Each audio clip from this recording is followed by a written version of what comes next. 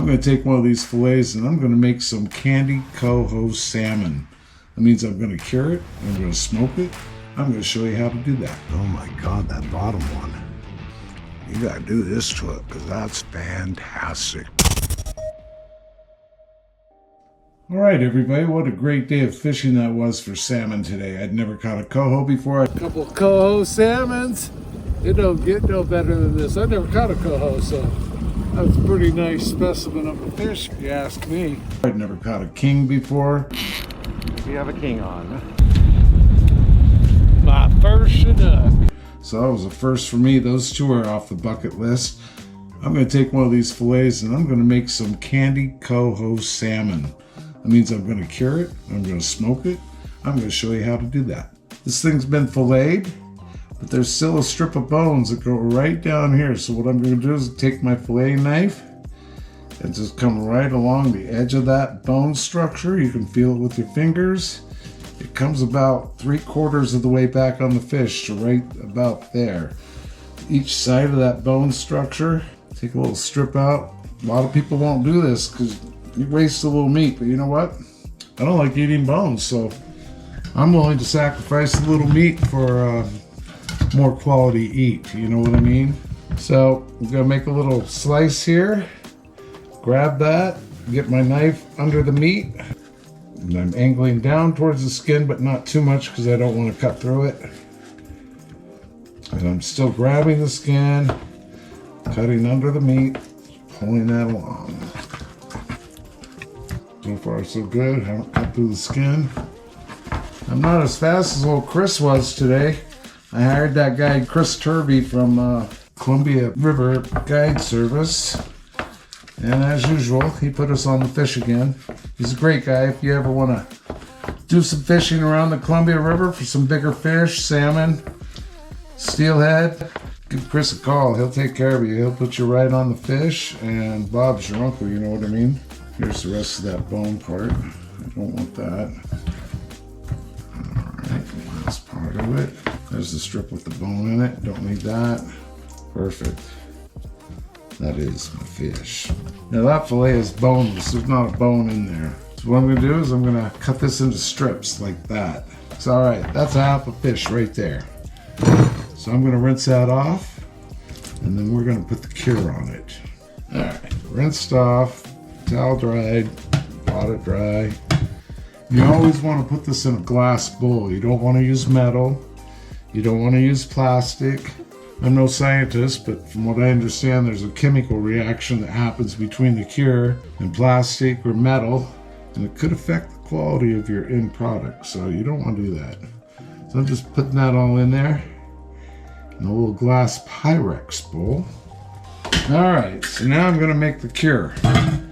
You want to use a salt that is not ionized. You don't want it to be ionized salt. So I'm using coarse kosher salt. So there's a 1/4 cup. There's a half a cup of salt to 3 parts of brown sugar. With brown sugar, you want to make sure it's packed in there.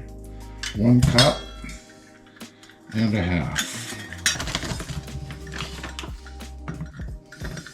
Almost a half. 1 1/2.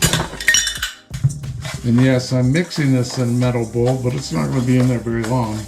Isn't that beautiful color too? That's that coho salmon. That's just got beautiful color to it. And you give that a good stir. Turn it into a paste. Just pour that over your salmon strips. And then work it around, make sure it gets on all the fish, even the ones down the bottom. You just want this all nice and coated. And what curing does is it helps preserve it. So I'm going to cure it, then I'm going to smoke it. And once it's cured and smoked, it's preserved. You could keep it in the fridge for a month. It's not going to go bad. Because once upon a time, they didn't have refrigerators. And this is how they used to process their meat, so they could keep it for long periods of time. So I'm going to cover that. with saran wrap. I'm going to put it in the fridge, and I'm going to leave it for 24 hours. And then tomorrow, I'm going to get back after it. In the process, I will go through and I will mix this all up one more time, sometime in the next 12 hours. Tomorrow morning, just make sure that all this meat stays coated in the curer. And I'll be back and I'll show you what we do after it's all cured up. All right, time for another step in the smoking process of this candied salmon. So I let it sit in the cure. I let it sit in there for 24 hours, and then I took it out and I rinsed it. Now I've laid it out on a rack, and I'm going to let it air dry for a while so it forms a pellicle. And a pellicle locks in the moisture inside the fish, and it also helps the smoke to adhere to the outside when I put it on the smoker. So let's turn this around and I'll let you see what it looks like on the rack. There it is, all nice and neat on the rack. If I had to guess how many pounds I've got there, I'd say, I don't know, 6, 7, something like that. Anyway, I've got a fan going in the background just to blow some air on it, keep some air circulating. We'll let that sit for several hours until it's nice and tacky. I'll show you what that looks like later, and then we'll throw it on the smoker. All right, it's been about 5 hours. I let this dry out. The pellicle is done. I'll show you what that looks like and how to tell. It's tacky to the touch. It will stick right to your finger if you get it just right. See there? It's all sticky. Now I'm gonna put some honey and some blackened Saskatchewan and just a little bit of red pepper chili flakes right on there. I'm gonna go ahead and put my amount of blackened Saskatchewan in there, just like that. And just a little splash of red chili peppers, not too much, because I don't want this too spicy. All right, I'm gonna take a brush and I'm gonna baste my salmon for about, I don't know, 6, 7 minutes. Actually, I'm gonna brush it on there and leave it on there. I'm gonna throw this all in the smoker and show you what that looks like in just a second.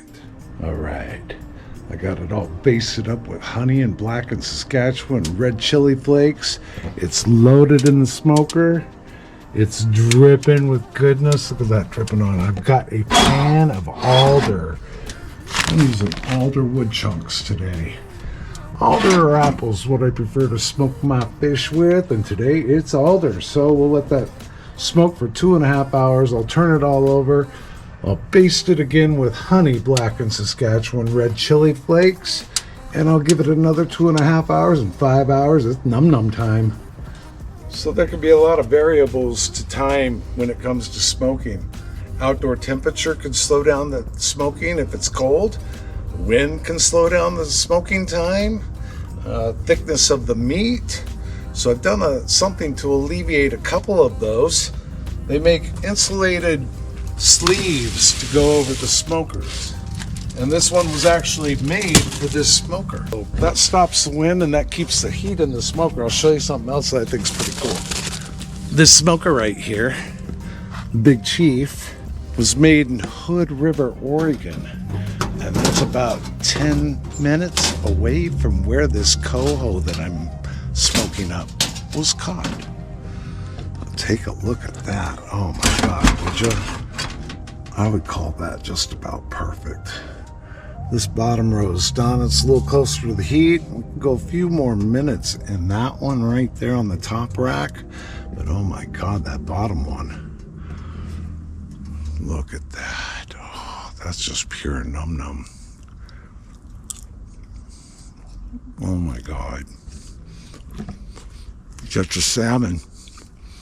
You gotta do this to it because that's fantastic. Hey, thanks for watching me make some smoked coho candied salmon. Good luck if you do it. It's like a work of art.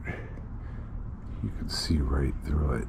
It's so transparent. Oh my God. I gotta eat that one. Sorry.